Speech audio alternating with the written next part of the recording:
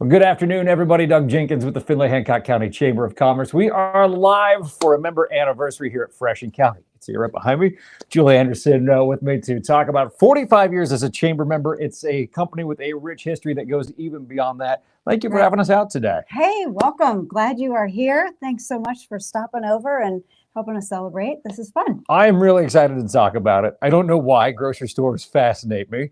And I don't know, there's just some sort of logistics thing that goes into how a grocery store gets the food, sets it up, gets it out, gets people, I don't know. We'll get into all of that. Okay. But first, let's start with the history of Frey Encounter, because when you go grocery shopping, you don't necessarily go to a Frey Encounter branded store here locally in Findlay. You would go to a Great Scott, but it is way bigger than Great Scott. Way bigger. Yes. We have 9 different banners. We have 96 different stores. So, and we're in 4 states. But my grandfather started it in 1967. That's our legacy company, much, Northwest Ohio, much more rural, smaller market stores.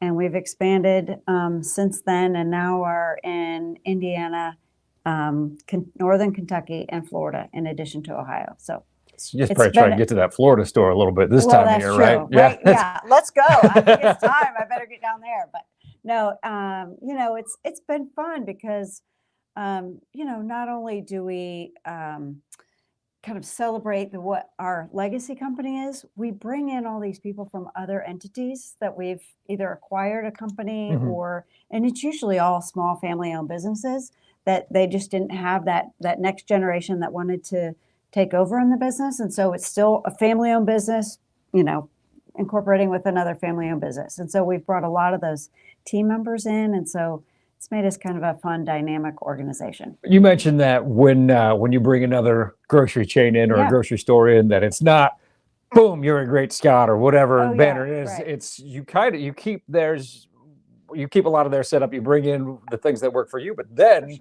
what was working for them also goes to other grocery stores about it. We were talking about it beforehand. If you like the cookies at Great Scott, and if you don't like them, then just stop watching. We're done. We're done talking to you specifically. I love those cookies, but I also know those cookies from when I used to live in Lima, and they were at Ray's, which then became Chiefs, and then you guys bought that and then brought it in, and suddenly those great cookies are right here in Findlay for me. That's right. Right here. That's right. 2014, we acquired the Chief stores.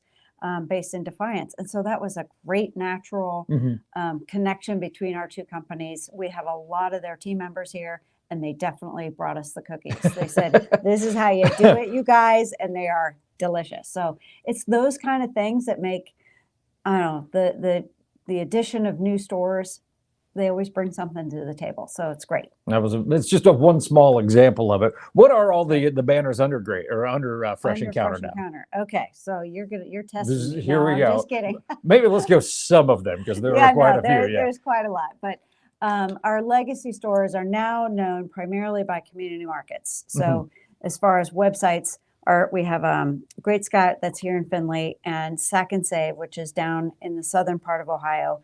And those kind of have been under the banner of community markets for a long time. So we have that group. We have King Saver, which is in Marion, Ohio, a lower discount format.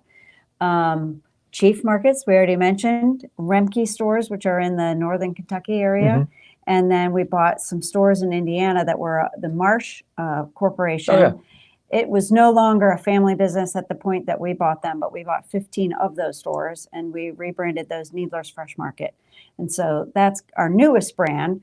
And then about 1.5 years ago, I guess maybe 2 years ago now, we bought some Save A Lot stores in Florida, which is a different banner for us altogether, and a different format. It's a limited assortment, more value-driven, small store. So 50 of those in the Florida market. We saw that they were in need. So here we are trying to fill the bill. I think one of the things that interests me about grocery stores is there's the gist of it is the same since the dawn of grocery stores. Get food to people. But there's so much space for innovation within that, and things change so much. And just doing that and getting different products and services and things like that. What excites you about the industry?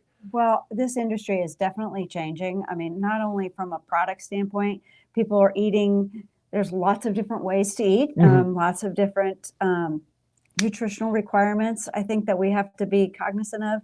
There's all kinds of innovation in food specifically, but then we also have the technical side of, e-commerce, delivery, partnering with lots of great agencies that help us move from just food to now how do we get this to you in a better, more efficient way.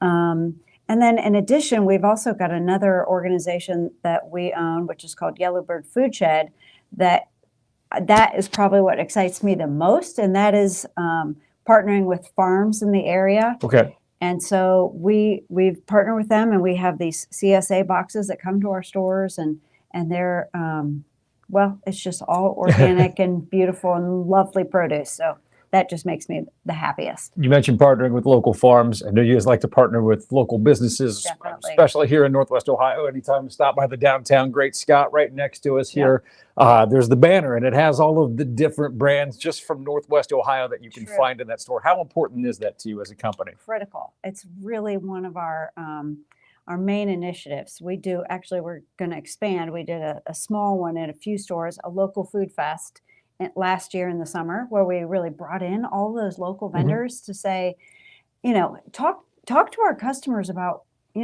tell them your story. They want to meet you personally. And, we sell your products in our store, but why don't you get to know them? And so they did do that, and we're expanding that now to all of our stores, which will be so much fun. But it's really an important component. I mean, we're a local business. We're small and independent. We want to lift up those that are in our community. Next door we have Wolfie's Nuts in the store. We try to get as many as we can because it's also a point of differentiation for us. We also just like to celebrate local farmers too. Wherever we can get local produce, we will. If that distribution channel is easy to navigate, we will be happy to bring them in. So yeah, that's a big piece of what we do. It's all very cool. And one last thought that for you, maybe you can tell me I'm wrong or not, but I've always felt maybe this is just having grown up in a small community. Yeah. People have almost an emotional or a connection to their local grocer. I know growing up for me, it was Tinsley's IGA and Russell's Point, and you guys are down in that area now too. We are. Have you found that community grocery store, I don't know if it's a community rallying point or something, but people have a connection to their grocery store. I think just maybe it goes back generations. This is where my parents used to shop. And I don't know if you find that or not. We definitely do have that. And frankly, it's part of our mission. Our mission is to delight our customers, nourish our communities, and inspire pride in our team. So that nourishing our communities does mean more than just, providing them with good food. It also means partnering with the communities and being an integral part in how do we support organizations. And, we give away these 90-second shopping sprees to lots of different fundraising activities, those kinds of things, because that's important. This life is too short for us to just get in there and just do business. We need to make partnerships, connections, and really get to know people. So you're exactly right. We're friends with our customers. Well, we certainly appreciate everything that you do in the community. Very, very involved in the community. We appreciate your partnership with the Chamber for 45 years now. If people want to learn more about Fresh Encounter, what's the best way to do that? Well, we have, websites for every banner, but we do have freshencounter.com where you can click on and find out more just about all the different organizations that we have and where to shop, where to find your next favorite thing. Absolutely. Julie, thanks for having us out today. Thank you, Doug. Appreciate it. You're welcome. Now, we're not done being live today. In fact, we're going to meet one of our new members here in just a couple of hours. So that's coming up at 3. So goof off on Facebook a little bit longer today, and we'll be back live with you a little bit later. So for Julie, I'm Doug. We'll talk to you later from the Findlay Hancock County Chamber of Commerce.